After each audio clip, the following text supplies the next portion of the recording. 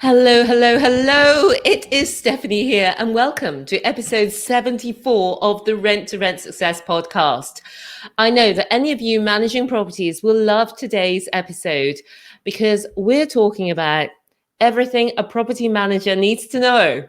It's all that you could possibly want that Rune is going to talk about today. I'm so excited to be here with Rune Sovndahl. Rune is the co-founder of Fantastic Services, the UK's largest property maintenance company, providing over 100 different services. Rune and Anton bootstrapped the company from zero to over £40 million worth of booking, and they've revolutionized how people book services by introducing real-time availability and a really easy-to-use website. As you'll see, Rune talks about how to scale up your service businesses. So there will be a lot to learn for us as we've got service businesses too. So welcome to the show, Rune. How are you? I'm fantastic, as I always say when people ask that question. But it's so nice to be here, Stephanie, and it's such an interesting discussion as well about the rent success, but also about being a property owner or a landlord or in the property business. It's fascinating area, and it's an area that I find more and more interesting the deeper I go into it. Yeah, absolutely. I know a bit about what you do, so I'm really excited for today's conversation, and I know that our listeners are going to get a lot out of it too. So before we get deep into it, Rune, why don't you tell us a little bit about yourself? Well, I can tell you, I grew up in Denmark. I did the traditional route. I had a career in British Telecom, and then by the time I actually launched Fantastic Services, I was in a company called lastminute.com. And it was a little bit of a chance of getting into the service business for my sake. I were a tenant at that stage, and I had spilled red wine on the carpet. And I tried to make a booking for having a carpet cleaned. And what happened was that I looked online, I typed in carpet cleaning here and there, and I couldn't find price. I couldn't find how much it's going to cost. I ended up having three guys coming out, or three calls to get a quote. And actually only one of them turned up, and I was like, well, this is going to be difficult. At that stage, remember, I was in lastminute.com, so I was looking at how do we make sure we have real-time availability of booking a carpet clean, or at that stage, I was booking a hotel. And I was surprised, like, how come nobody had sort of made that happen before? So my initial thoughts was like, this is interesting. And then I looked at it and said, like, well, this could be done. And then it took a couple of years to make it happen, that's for sure. So that's how I got into the industry. I love that you saw a glaring hole. When you were saying the contracts that didn't come out, I thought, welcome to our world. It's notorious. And we now have a power team of core people, but that can change any time because good people can go bad. So it is notoriously difficult to get contractors out when and where. And as you said, it's difficult to get if you get them to visit, then sometimes it's difficult to get the quote out of them. And then when you get the quote, you then sometimes can't get a date out of them. So and get a date, then actually turning up on the job on the day can be, I mean, the key sort of thing I saw, Stephanie, and it was like the number one thing in any service business, and it surprised me in this industry, was number one is like, how come they're not picking up the phone? Right. So we said we'll always pick up the phone, or as we say now, we put it on the website so you can see the prices and our availability straight there. You don't have to worry about X, Y, Z. Once in a while, it is worth getting the phone call because there can be availability. But I'll talk a little bit about the system and what happened. But the second one was like, why can't you give me a price? Oh yeah, but so and so on. It's like, well, it's a 2-bedroom. It's about this size. We try to be as transparent of the price up front, because it's like, you know, what's worse than coming out and then, oh no, this and this, and oh no, that's not what you did, and then you can't do the job because you've quoted it wrong. And it's like, okay, that's another hassle. When I came into the industry, it's like my most valuable thing is my own time. And I think a lot of landlords think the same, because we have X, Y, Z, and a number of things we have to do, but you've got to value your own time. And waiting around for someone to turn up. So we also introduced this little thing where, like, you can find my pro, so you can see when they've left the previous jobs and on the way to you, which means you can go down to the shop, you can go to the pharmacy or whatever you need, or you can clean this and make the phone call and finish it and say, okay, well, he's going to be arriving in this stuff. So I thought, what if we could get very close to telling what time they arrive? You know, super helpful. Then that evolved a lot, and we can talk about that. I love that. Where's my pro? It's a bit like Domino's revolutionized the pizza delivery. You Yeah. track your pizza and now you can track your pro. So tell me a little bit about Fantastic Services and how can it help property investors and landlords? Well, I think the number one thing is like we don't cover all of the UK yet, and that's what we're out to do now. We've opened up a number of new franchises across the areas. We are centralized. We're inside the M25. We cover all of it. Outside and in Manchester and Oxford, we've opened up franchises, and they're starting to cover more and more services. Because what we saw was when we learned how to turn up, how we managed to quote up front, we saw that became popular, and now we're growing across the UK. But the way we can help is once you've got a property portfolio of, let's say, more than three to five properties, especially in Central London, we tend to have an account manager, because what we see is that some of the jobs are differently. Now, once that's programmed in there, you just press the button and make a booking, so that you go that. We can even automate that into whether it's checkout from an Airbnb or a Booking.com or a couple of other systems that we integrate with, and we'd love to integrate with more systems. Is that what my aim really was, and we're still going at, is making the easiest place to book. Now also to turn up and do the job to a 5-star level. But the way we can help is first and foremost is, we're looking for landlords who maybe have a little bit of a team themselves, but are not utilizing that team fully. And that allows us to expand so that other people can have a benefit of that service. So Fantastic Service is slightly different from, let's say, the websites where you go up and you get 3 offers and bids and don't know the area and you need to find out. We like to complete the whole journey with it. Also, the customer care. Our system is built so that, let's say, one of the professionals in the morning has got 4 jobs. That person doesn't turn up to the first job or doesn't turn in the morning and say, like, I'm not coming, or is sick. Our system automatically will try to find replacements. So in almost 90% of the cases, we'll find a replacement within our network, whether they can drive, and we will inform the customer we might be a little bit late, but we're still going to do the job on a day. It doesn't always happen, but we're getting better and better on that. And in order to really cover that and be more efficient, we're growing.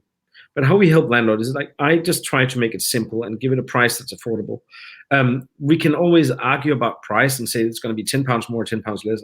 What we try to do is aim for, that's the price for having it done, and rather than having it done twice or 3 times, because you get someone out, they're not doing it, then they get the next one out, it actually ends up being more costly, not necessarily because of the real price, but because of the number of phone calls you have to make. Yeah, I think people, I certainly would pay for clarity. I would pay a little bit extra just to get to know that once it's booked, it's booked. That's it. It's done. It's off my list. I haven't got to expend any more energy. So Nikki is normally the one who liaises with contractors. And so I get the stories back from her. And when I say, well, can't we just call a different contractor? She just looks at me as if to say, it's not that easy. You call a contractor, but as we've already touched on it, people are unreliable or can be. And that's one of the things, because I looked at it from the same perspective. And then I realized we have to grow big in order to cover this area. And we have to grow big. We have to grow bigger to become even better and become even more fantastic. We have to really have the availability of everyone. So I looked at, how can I do that? But also, how can we do that with systems? So the last 12 years, we've been spending an enormous amount of money, millions, in fact, on building software that allows us to have this dispatch system, but also on the day service, allow you to reschedule automatically without having to call and so forth. Because one of the things is the number of calls of, can I reschedule? Is there availability? Once in a while, you do have to go the call. But my main thing is, like, you can do that at 11:30 at night. And you can move the job over and say, like, look, they're going to come Tuesday instead of Monday, or do you have an availability earlier? You can go straight in there and check that and say, like, can I move it, so that you can be more flexible in your life. That requires a big network of contractors, and that's why we are working with more and more landlords. The funny thing is that there are landlords now who used to have 5 or 6 cleaners. They had them on board, then they plug them into our network, become a franchisee, and we'll talk a little bit about the franchise later, but they become a franchisee on Fantastic Services, and that means that now not only are they providing the jobs, they have access to their cleaners so that they have access to the timing, but suddenly other clients also have access to them, which means they can book them out and say like they're reserved for me on Fridays and Mondays and the busiest days, but the rest of the time that work starts getting filled out. So suddenly you can start making money on your maintenance and property team. That is brilliant. And what I'd love to talk about as well is you've grown this phenomenal service business. Now, service businesses have lots of moving parts, as we all know, and you've taken it, bootstrapped it from 0 to over £40 million. So I'd love to talk to you and get your insights, Rune, on how to run a service business and scale it as you've done. See, one of the things that I looked at when I came into the industry was, because I came from the other side of the industry. I have been doing services before in my prior career, but what I looked at is one of the biggest reasons for not scaling is that once you reach more than 10 people, it becomes almost unmanageable.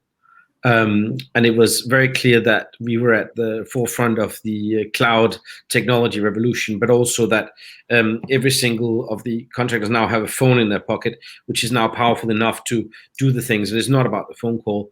So using all the knowledge I had on workforce automation and getting apps developed, we put those things in place, because in the beginning we started with, like everybody else, we started with paper the first couple of months and said, that's not going to work. Put in Google Docs, which is a very nice little way of starting it out. Then after a couple of weeks, the guy calls me, Rune, this Google Docs isn't working. I said, why? We're getting too many customers. Okay, so what stage one, let's build a system.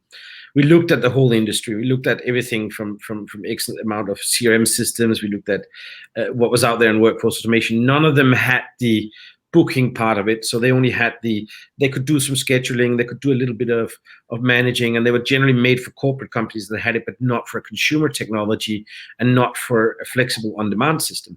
So I said, okay, well, we're going to have to build it. And then because we did it manually in the beginning, that saved us a lot of money doing it wrong, because that meant we could map exactly what the processes were that we had to replace. And that made us not build something in the wrong way. We actually had a little bit of the scale already, so we didn't spend too much money on the development in the beginning. Later, we spent a lot more money on the development because now it had to go to another level. It operates in 4 countries now, and it's going into more countries now. It has currency, it has different time zones, it has a removal service, which is 2 delivery, maybe a 3rd job. It does dry cleaning, it does everything else. So the whole system covers the base of it. I think the background in this is that most companies couldn't scale because at one stage we know that we're dealing with people. Right? Once you're past 9 people, then the mentality is like, it's hard to know their names, it's hard to know what they are. What I've seen other systems do, and this is a bit of a difference in fantastic services, is other systems seem to be quite good at doing the system, but they forget the people. What we looked at is, where can I replace what doesn't have to be done and adds no value to the quality of relationship I have with my professionals? What can I replace that technology does, and where does it matter to have people in it?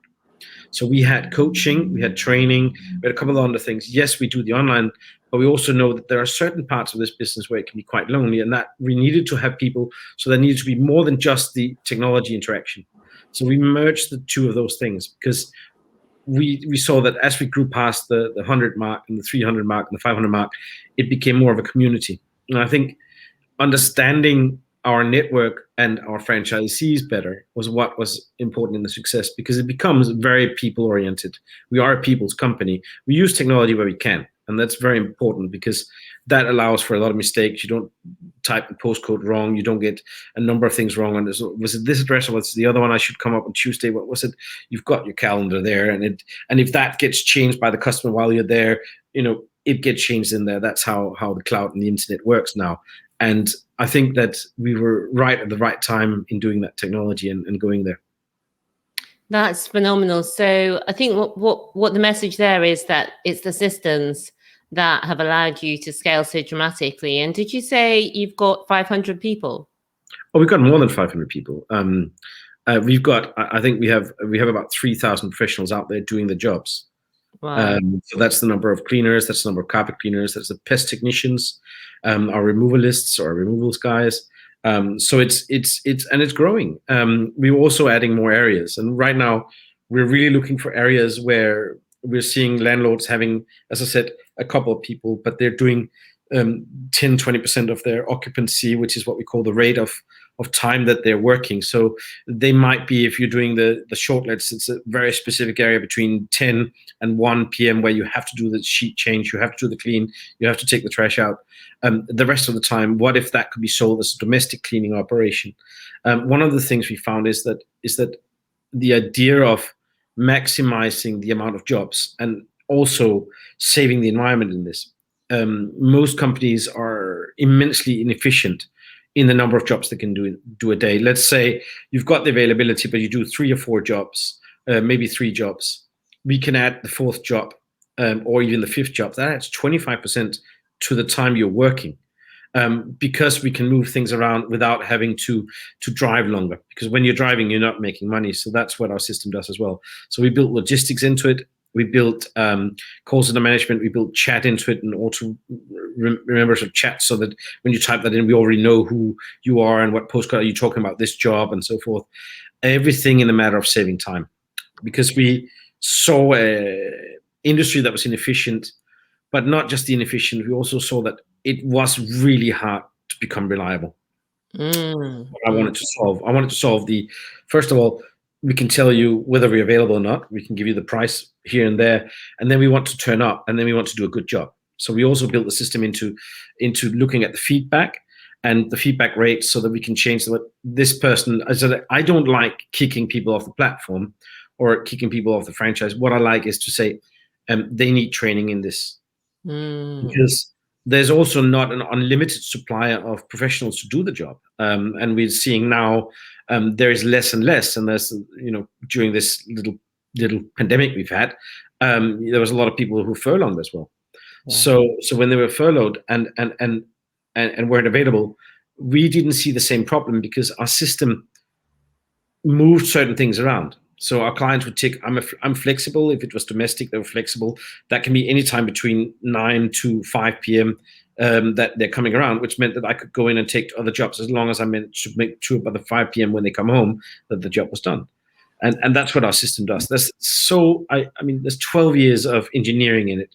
I have a team of, I think, 35 developers who's working on that particular thing, and we're still upgrading it. And I still think it's only the beginning of where we're going to go with fantastic services. I love this. So for anyone currently within the M25 with a portfolio of properties, they could work with one of your area managers and set it up so that they can then just put in HMO clean every fortnight on a Wednesday.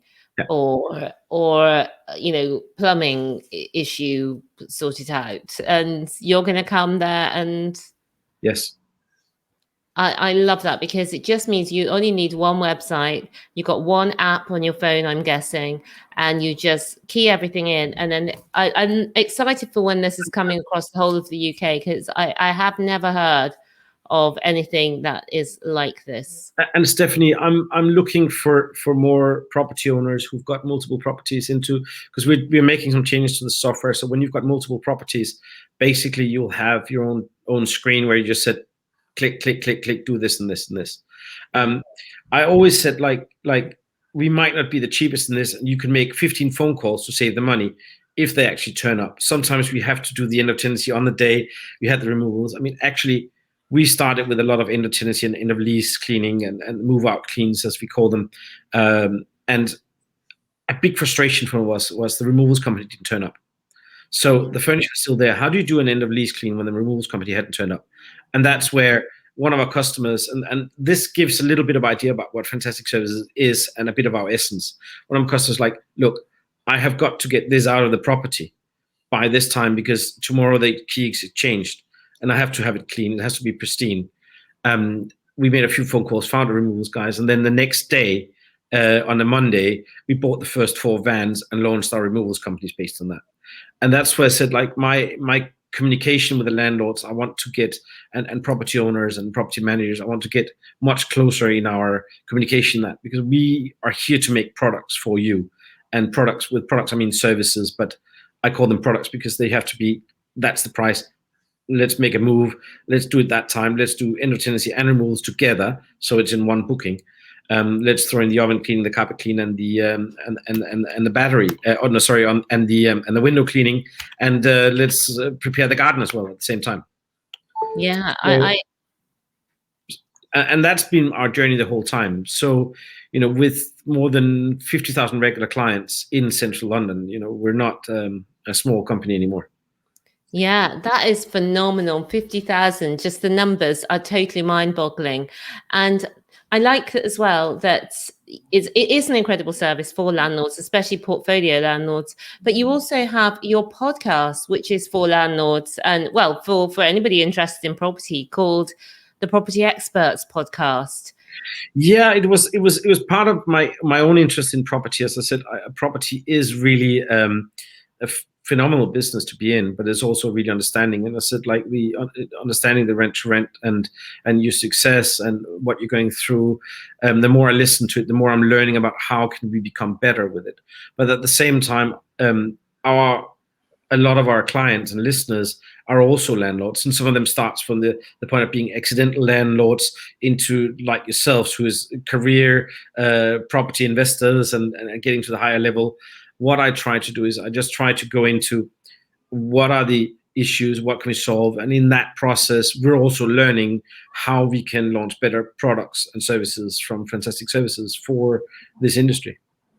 Yeah, it's a great podcast. So I do encourage you, if you're listening or watching this episode and you want to check it out, Property Experts on all the podcast apps. And you had a really good episode recently, Rune. Yes, yes. No, it was very, very, very new to me on the rent to rent market, which is different from the buy to rent market, which is what we predominantly serve. So I'm really pleased to have heard a lot of your success stories, Stephanie. And I think the whole thing about mindset, as well as on building the business, we kind of clicked on that idea about systemizing. But at the end of the day, you've got to perform a job, and then you've got to be efficient on it, and then you've got to grow it. Yeah, and what you've done is absolutely phenomenal, world class. And I would just like to ask you a question, just out of personal curiosity. But when you first decided to franchise your business, did you then bring on a franchising consultant to work with you within the business to help you incorporate what needed to be done to franchise? Let me take you back a step, because I want to answer that question really well, because it's an interesting part. And when I first started it, I didn't necessarily think about franchising, and I didn't have the understanding of franchising what I have now. And that was the big difference. So I thought franchising before that was about selling something, they're buying something, and then here's a manual and go ahead and try and do it. What I found out that a franchise is a partnership, but it's a partnership that distributes a little bit of the ownership and a little bit of the burden.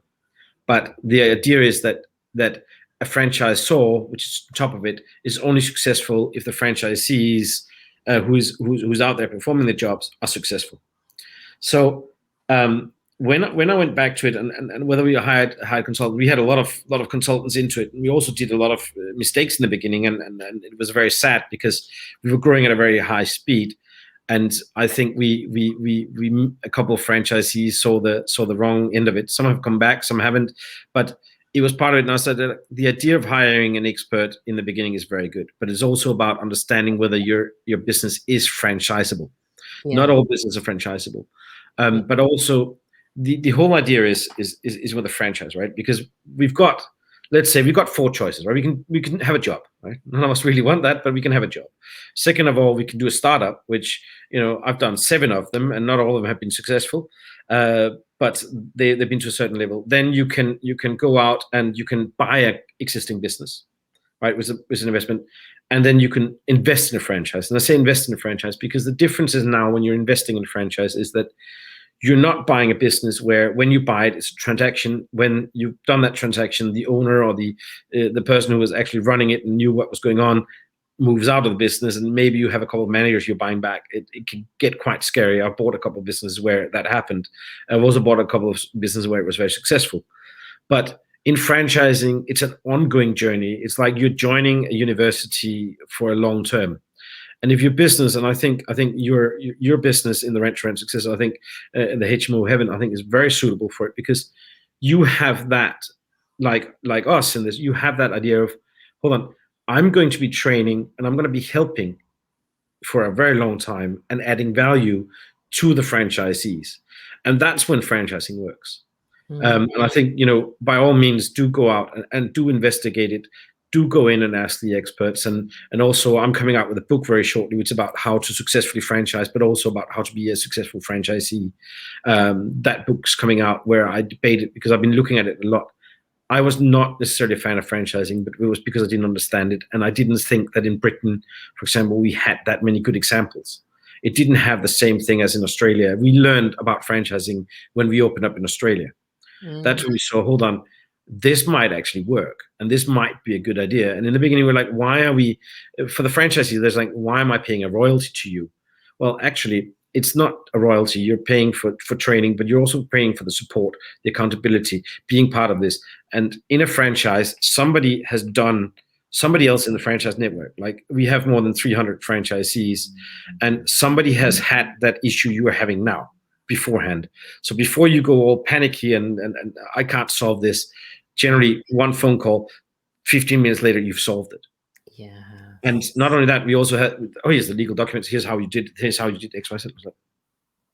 And that's where the fee comes in. And that's a big difference. I mean, I always, like, I founded my first businesses without a co-founder. This is a co-founder. We're there with Anton. We're co-founders in the company. And where we are stuck with it, whereas when I was a solo founder, it was very hard. I know you're also not a solo founder in that aspect of it.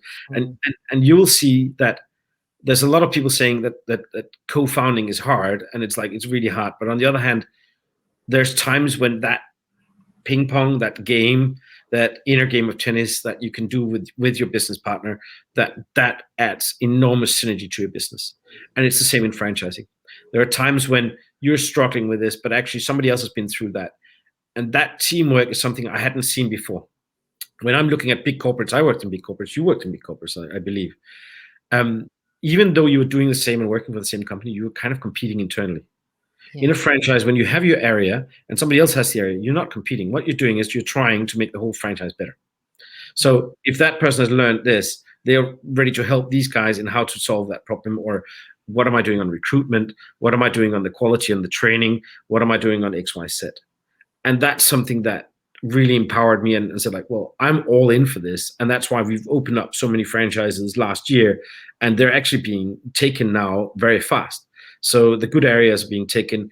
What I would say is that good areas are not necessarily about the density of the population. It's about where it's easier to get in before the competition gets in. Remember, and you will know this, is that if there is a lack of skilled professionals in your area, you have got a massive competitive area. Yeah. Well, I think a lot of people will be saying, yeah, my area hasn't got a lot of amazing contractors. So I think that is another fantastic opportunity for portfolio landlords or property investors with a portfolio where they're having to service their own portfolio to have a fantastic franchise, or basically their own property maintenance arm, but like business in a box with all the support could be a really fantastic, because it's also got the cleaning as well. It's got the cleaning, it's got the handyman, it's got the pest control, it's got everything that you need. We've seen it as a good addition, and also I've seen that people from the property industry have been very, very successful, because one thing was they had a couple of clients themselves, but they also had a network of clients, and then they found that they already had referrals, but also, most importantly, they understood the customers. Yeah. They understood that. And that meant they were used to doing this. Now we help them training in how do you manage more contractors? How do you manage them if they come on board with you? How do you manage them? How do you training? Where's the technical training on carpet cleaning? Where's the technical training on so on and so forth? That's all in Fantastic Services. That's part of the academy. That's part of the training. That's part of on-the-job training and the certifications you're getting. So that's all included. But we've seen that we've had a lot of synergies between, and it's a nice add-on, because at one stage you get past the level of just ringing random contractors and go like, I actually need 3 or 4, but I don't need them full time. And then, is that a business? Is that not a business? And then we found out that you can be in that position. You actually end up having 6 because you're actually starting to sell it. Yeah.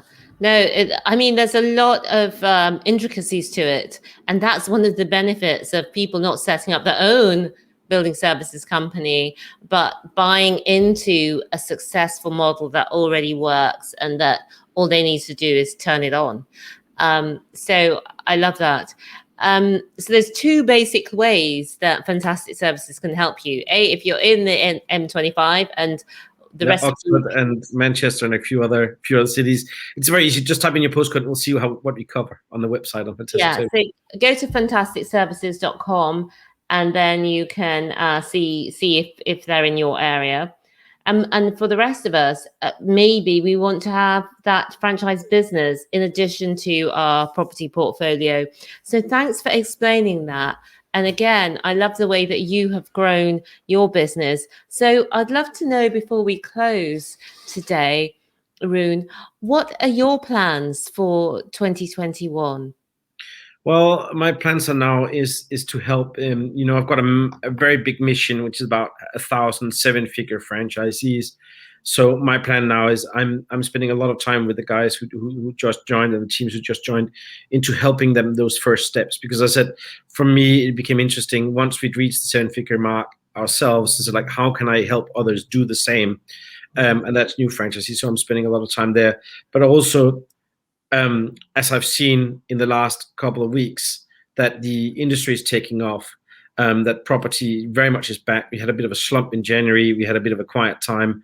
And I think that we are going to have an extremely busy year.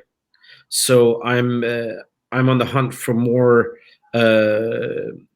people I can work with into creating these in more areas, because we can see that our model is working. So I'm that's what I'm looking for. I'm looking for people I can coach in this. I'm looking for people we can get onto the program and that we can do that. It's affordable and it's an easy way of doing it. So it's a good extra add-on. Yeah, it absolutely is. And finally, how can people get in touch with you, Rune? Well, I'm very active on LinkedIn. It's a good place. Just type in my name, Rune Sovndahl. There's only one of us, or one of me. I would say there's only one of me. And on LinkedIn there, also on the website fantasticfranchise.com. If you request a meeting with I've got some really good consultants who can go through and break down the steps on, is this for you? Because we don't want people on where it's not for them on the business, and vice versa. Like you said yourself, and I think that's very nice to hear about the rent-to-rent success, but also HMO heaven, is you also think about the win-win-win. We call it the 360-degree happiness. It's the clients, it's our franchisees, it's us as owners, and it's our employees. And finally, we've added the planet into it, which is about sustainability in the long term. So we're going to launch a lot more sustainable services now about insulation, about rainwater recycling, and using these kind of things. So in the next year, you'll see a lot of services coming out of Fantastic, which is based around this. I have a lot of knowledge from Scandinavia, from Holland, and from Europe, where there's some amazing technologies available that are now sustainable enough and isn't an extra tax on just for being green. And I think that's very important. Yeah, it's phenomenal what you're doing. I love the 360-degree happiness, and also your focus on sustainability, for the planet, for efficiency, for the effective use of resources. So thank you, Rune Sovndahl, for joining us today. It's been so interesting for me to hear your story. So different to what we normally discuss here, but so many incredible business lessons about the importance of systemization for scaling, and about the developing that 360-degree happiness. So I've really enjoyed having you with us. Is there anything you'd like to say as we now close today? I'd like to say on the idea of scale. I think that one of the things we always looked at in scale, and I think Stephanie, I think you're very right on this, is that we didn't take venture capital funding, so we didn't have to scale with rocket speed, and that allowed us to build a culture inside the company, an idea we believed in. I think that anyone who's out there looking to scale, I think that having a purposeful journey in that scale and scaling with others might be much more rewarding than going all in yourself on your own. Yeah, Totally. Thank you, Rune Sovndahl. It's been amazing to have you with us. Thank you for listening and for watching. I know you will have enjoyed today's episodes and got a lot of nuggets from it. And until next week, have a great rest of the week. And remember, believe bigger, be bolder, be a game changer. See you soon. Bye for now. Bye-bye.